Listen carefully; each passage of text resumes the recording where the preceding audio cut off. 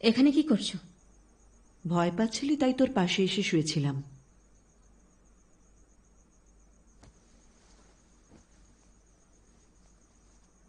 সেসবের জন্যে তোমার এখানে থাকার দরকার নেই। আমাকে একটু সহ্য করতে শেখ, যতদিন না তোর দুঃস্বপ্নগুলো দেখা বন্ধ হচ্ছে। আমি জানি তুই আমাকে কতটা ঘেন্না করিস।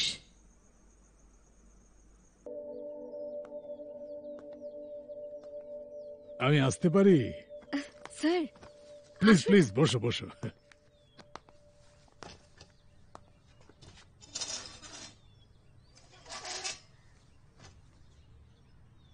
একটা সিগারেট ধরাবো?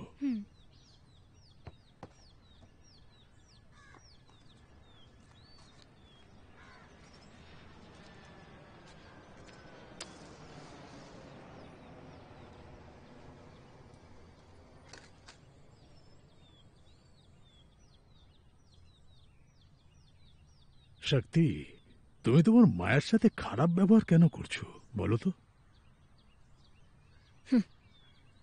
মা মনে হয় এটা সবার কাছে গিয়েই বলছে যে আমার কাছে খুব কষ্টে আছে। দেখো,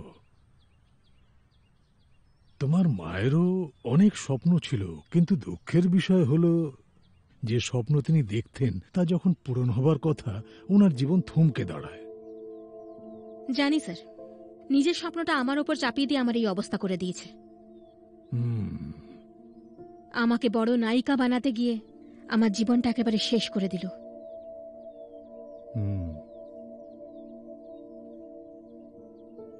তোমার মায়ের মতো একজন মহিলা যখন অভিনেত্রী হতে চায় বা এমনই কোনো কাজ করতে যায়, সেটা আকাঙ্ক্ষা থেকে চায়, বাঁচার জন্য করতে চায়। উনিও চাইতেন যে ওনার একটা সুখের সংসার হোক,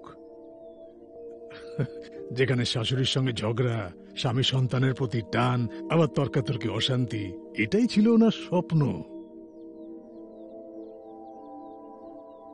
এই সব কথা আপনাকে মা বলেছে? তোমার মাকে আমি বহু বছর ধরে চিনি।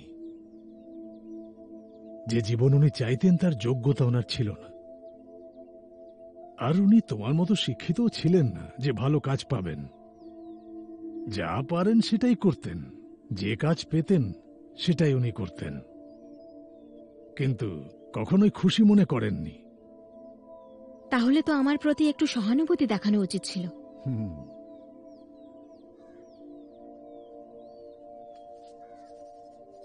মজার কথাটা কি জানো, মানুষ হিসেবে আমরা আমাদের কাছের লোকেদের কত কষ্ট দিই। আমরা শুধু আমাদের নিজেদের স্বার্থটাই দেখি, খুব কম মনে রাখি যে তারাই আমাদের বাঁচাবার জন্য কত কি করেছেন। মা কখনো আমাকে প্রোটেক্ট করেছে? যতটা ওনার ক্ষমতা ততটাই করেছেন।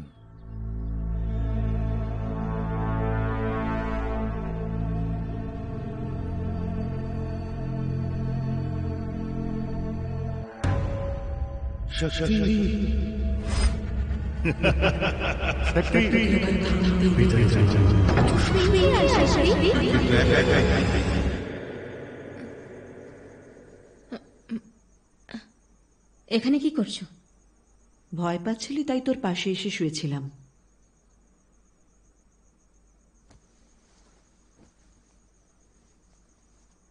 সেসবের জন্যে তোমার এখানে থাকার দরকার নেই।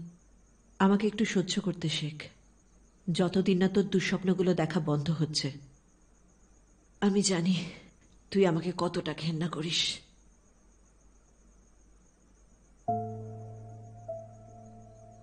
আমি তোমাকে ঘেন্না করি না মা।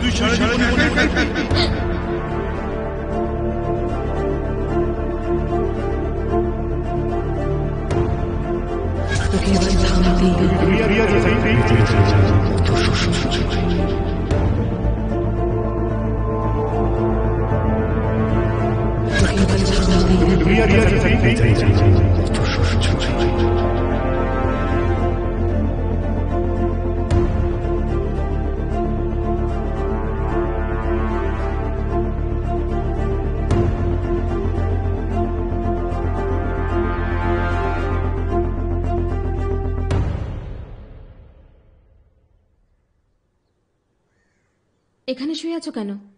তোমার ঘরে গিয়ে শো। কিছু না, এই ঠিক আছে।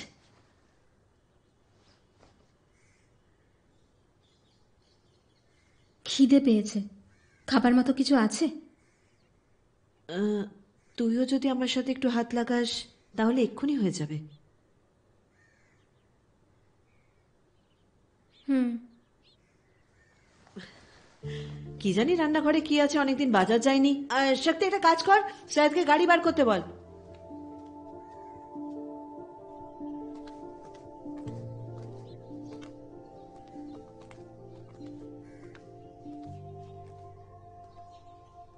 নমস্কার ম্যাডাম, ভালো আছেন তো?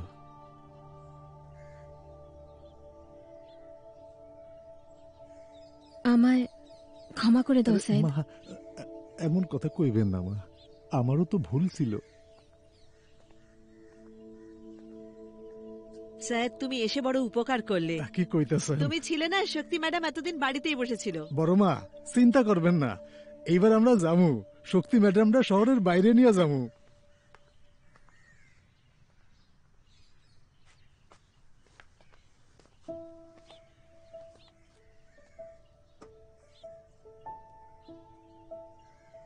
একেবারে নতুন, খুব ভালো গাড়ি ম্যাডাম।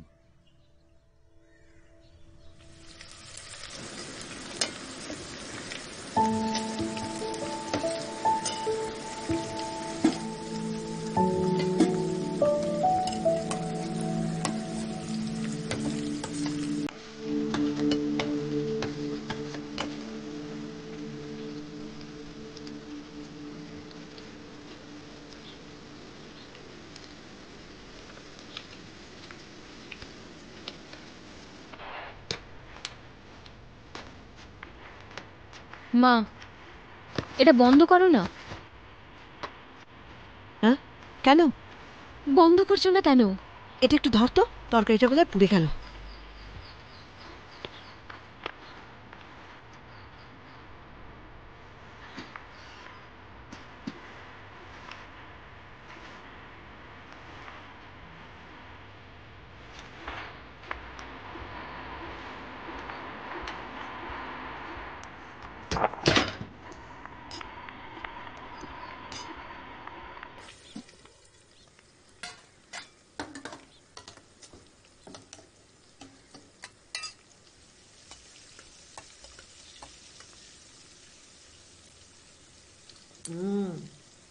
তরকারিটা দারুণ হয়েছে, খুব ভালো রান্না করেছিস। চ, এবার আমরা খেয়ে নিই। না মা, আমার খিদে মরে গেছে, আমি ঘরে যাচ্ছি। তোর আবার কি হলো? তোমাকে কতবার বলবো, I am not ready. Sorry, তোমাকে কষ্ট দেওয়ার জন্য কিছু করছি না, আমিই নিতে পারছি না।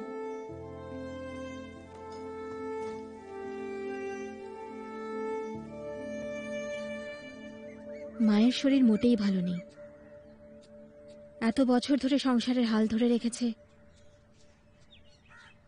একা হাতে সবকিছু আগলে রেখেছে। সেই সাথে ওনার তো বয়সও বাড়ছে।